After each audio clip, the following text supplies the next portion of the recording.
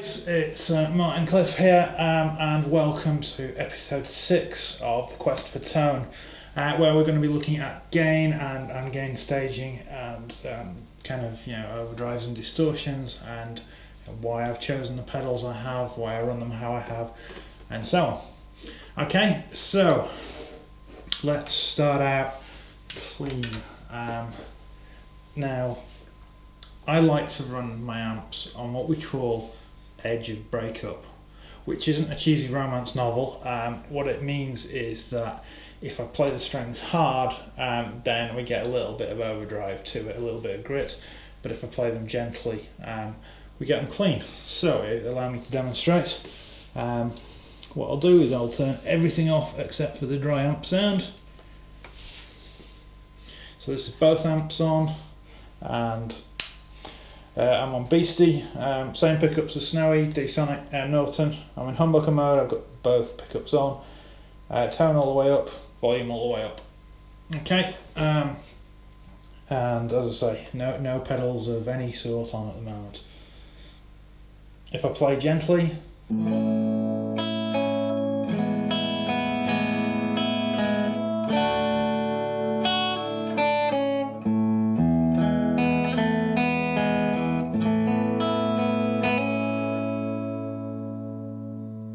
really clean, yeah, absolutely clean, and even if I strum without too much force.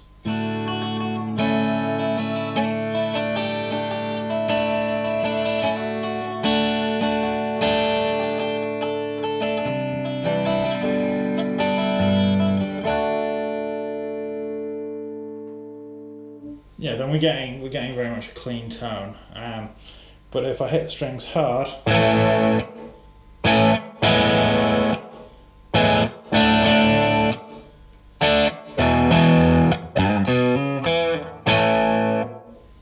we're just getting a little bit of grit going on there.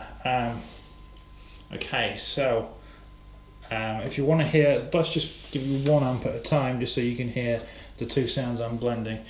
Amp 1 is the Vox sounding tweaker. I run both masters around about 1 o'clock on vintage. This one is in AC mode for the Vox sound, treble about 1 o'clock, middle about 11 o'clock, bass about 2 o'clock, clean with the gain about 10 o'clock. I'll just turn off the bright switch. I don't usually run it with the bright switch, but I had a gig in a really mellow room yesterday. Tight switch is on, and that gives me this tone.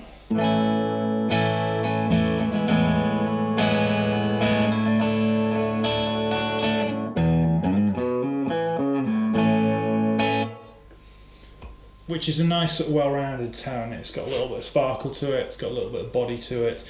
It is a good mix, I find. And then the other amp is the Marshall sound. So it's on Brit mode, treble about 1 o'clock again, middle again at about 11, bass a little bit lower at about 1:30, and gain on about 12 o'clock. Again clean, this time with the bright and the tight switch is on.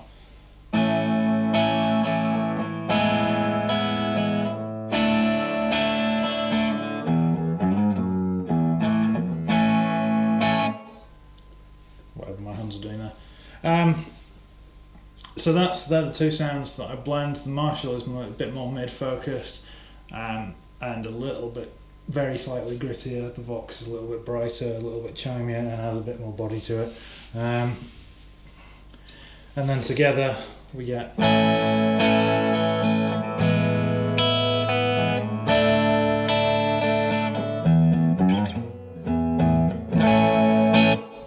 think I need to find a new lick. That one clearly doesn't like me. Okay, so that's in terms of the amp gain stages. I like to run really clean. You may have multi-channel amps. You may choose to run your amps and change your amp channels to get overdrive. That's absolutely fine. I like single channel amps, so I don't. So what I'd like to do is use overdrive distortion pedals to get my grit. But before any of that happens, the first thing I will do in my signal chain is turn on, I have an exotic EP booster on this shelf. which is the very last thing before it hits the RJM Y0, which is what splits the signal to the two heads.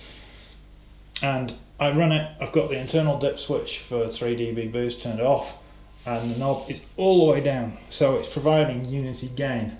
So it's not really a gain stage, it's just used as an extra tone feature. So that was the sound with it off.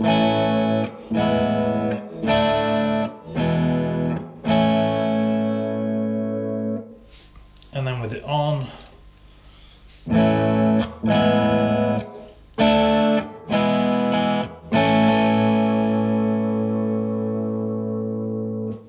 now how well that'll be picked up on the recording I don't know, but what it is to me is it just comes alive. It's just a little magic box that just adds a little bit of sparkle to the sound. And then what I'll usually have running, even on my clean tones, it's just that, and then I'll have some delay from the two MXR carbon copies, which just give me a bit of stereo width. One's at 12 o'clock, the delay time, and the other's at about 3 o'clock. So I'm kind of going for that Andy Timmons thing of 300 milliseconds, 500 milliseconds, or thereabouts.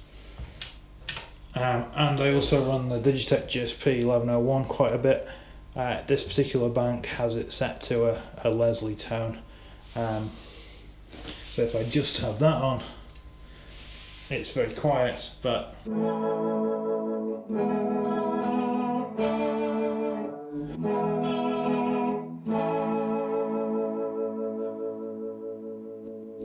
which on its own might sound like quite an overpowering effect, but I bring in just the dry sound and it almost disappears. So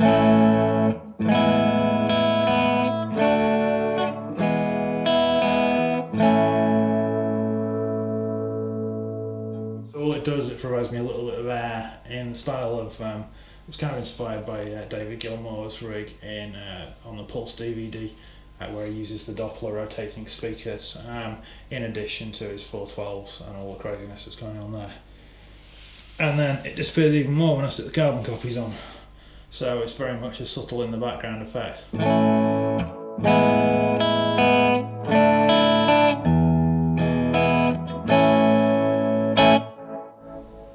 And because it's running in parallel, it's not affecting, the delays aren't affected by the Leslie, and the dry tone doesn't go through any digital to analog converters or analog to digital converters. The only time that it goes into the digital domain at all in this rig is for the GSP 1101, which has got really good converters anyway, so it's not anything we're going to worry too much about. So that's clean. The next step in my chain,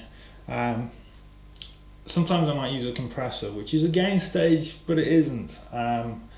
So you'll find it boosts your low signals and kind of clamps down a little bit on your high signals. I've got a really cheap compressor, it's a Marshall ED1, but it sounds pretty good to me, and I can't afford to replace it anyway. So again, with the compressor off,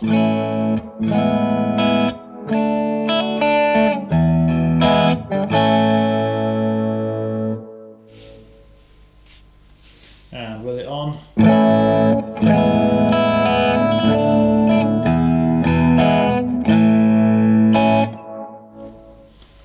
you might think, that sounds like putting a blanket over your tone, and for chordal work it does. The only reason I would tend to use the compressor is to bring out single note work if I'm playing clean single notes.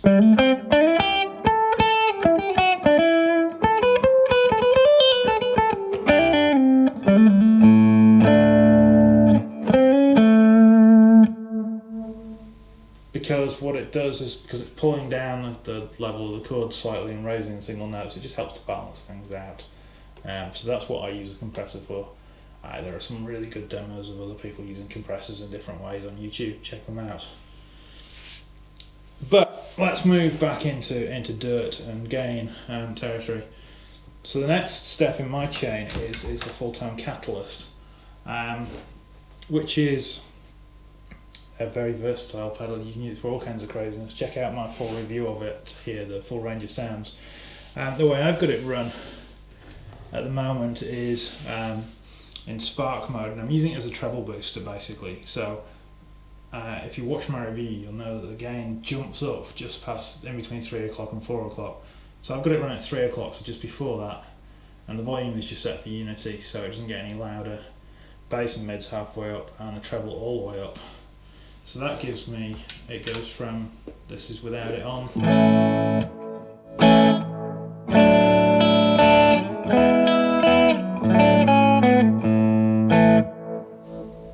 and this is with it on.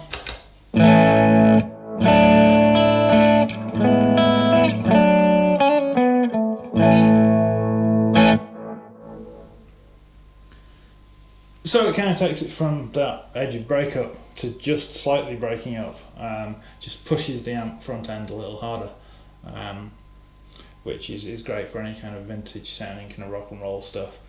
And it's very touch sensitive, so if I play lightly,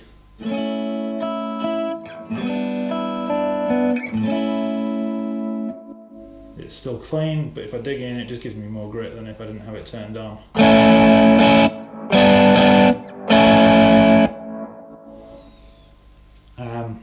Yeah, so that on its own, you might think it doesn't do a lot, but it just provides me with another level, a step before what I call real overdrive.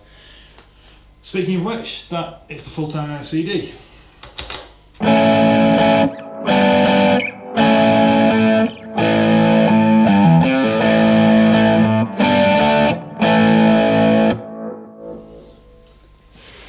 So here we've got the drive at about 11 o'clock in the high mode, and tone is pulled down to about 10 o'clock.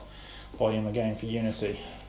And again, very touch sensitive. If I roll the guitar volume back a little bit, I get really clean.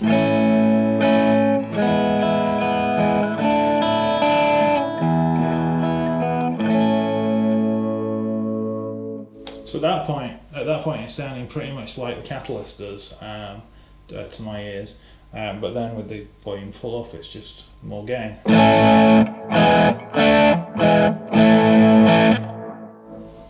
And if I pick hard or go to the bridge pickup, I can really get a kind of hard rock.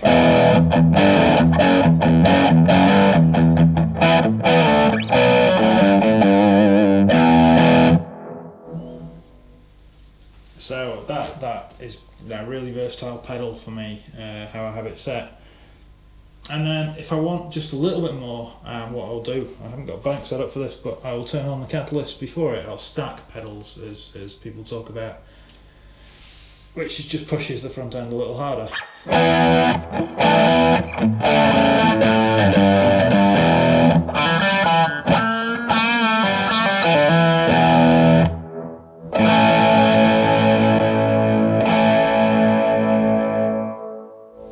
Hopefully you were able to hear just then when I turned it off, that it just pulled the gain down a little bit, just pulled the top end down a little bit, helped it sit in the mix more, whereas once I've got it stacked with the Catalyst it just cuts a little bit more. So that's kind of my overdrive choices really, and then because I'm a child of the 80s essentially, that's when I grew up, I have a couple of distortion pedals, and they're the ubiquitous Boss DS1 orange pedals, but they're not, because they're the Keeley modified ones. So not only have we got blue LEDs, different knobs, there's a whole raft of internal changes that go on. There's also a little switch for 2 different modes. So my kind of next gain stage is this one, which has the switch down. I can't remember whether that's a CA9 mod or the Ultra mod. I always get those confused, but it's the one with less gain. And this time we've got tone at about 10 o'clock, the gain at just past 1 o'clock, and the level happens to be about 10 o'clock as well. Again for unity gain. So, just to remind you, this was clean.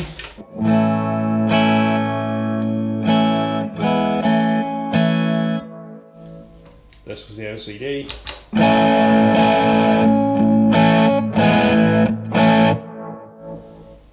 And this is the Keeley DS1.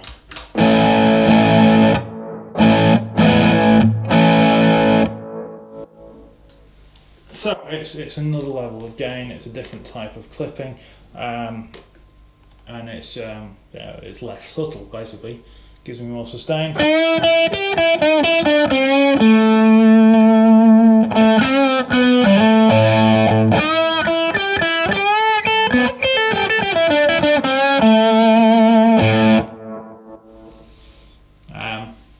again, it still cleans up a little bit if I pull the volume back.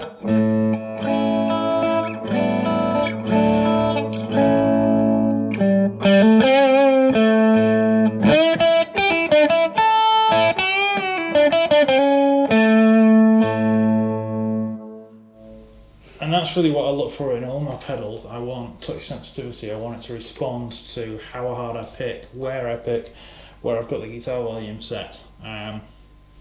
So yeah, the DS1, the Keeley DS1 at least, the Boss one is much less good at it. It really responds to that, and it'll give me that really heavy kind of.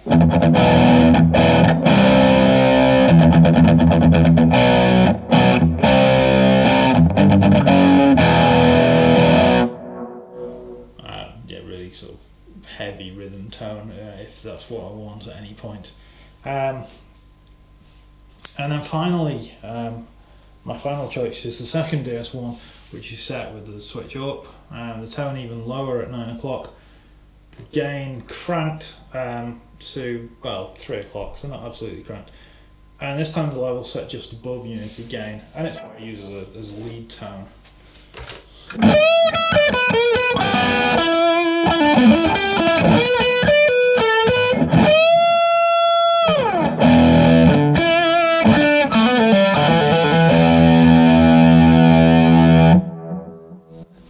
So it's fairly intense without being too bright, but it'll sing on the neck pickup.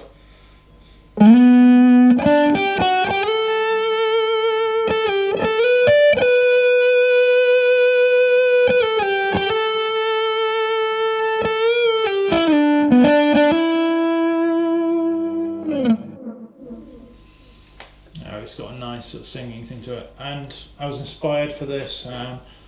Whereas the Leslie was David Gilmour, this is Stephen Rothery. He uses a DS1 into a clean amp for a lot of his, particularly his earlier singing solos, and I love that tone, so that's why I went for this one.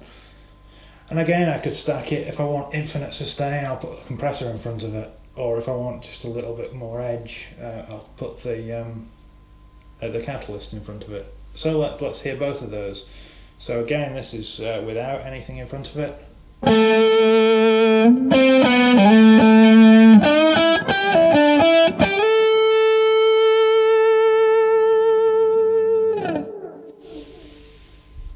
With the compressor.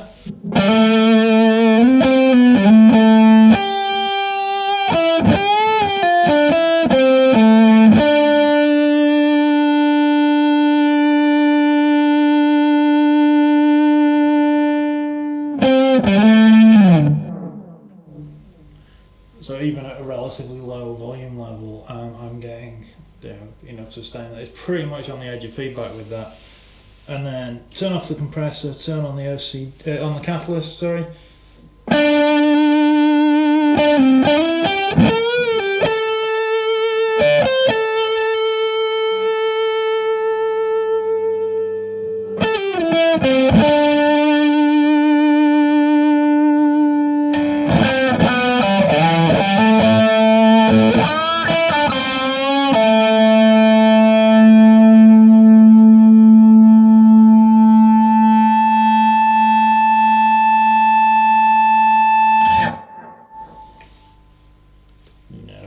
How much more gain could you need? I don't play extreme metal or anything like that, so yeah, between the clean amps on the edge of breakup and the 4 different pedals, plus the compressor, plus the little bit of sparkle that I get from the EP booster, that provides me all my tone. If I want a volume boost, but just a clean volume boost, I've got the Custom Audio Electronics 401 booster, which is in the effects loop after the noise gate, before the volume pedal and before the delays. So all it's boosting is a signal, because the gate cuts out all of the noisy messiness. And I've got that set to, where are we at? That's between 6 and 8 dB boost, which really helps me punch through, and I can activate that on any sound.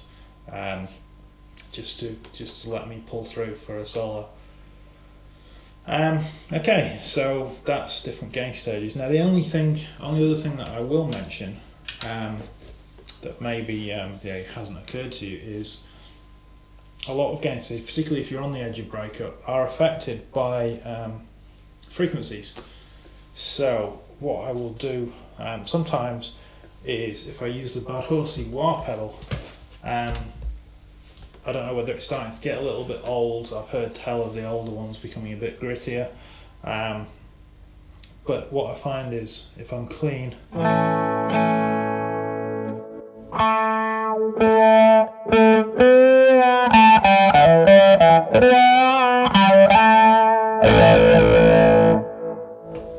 I step on the wah pedal, it just pushes, again, just gives a little bit of a boost at the frequency range that it's at, depending where the foot is, and that gives me a little bit more grit. So that's just another gain stage. It's not a gain stage in a sense, but it is boosting a particular frequency range and attenuating the others.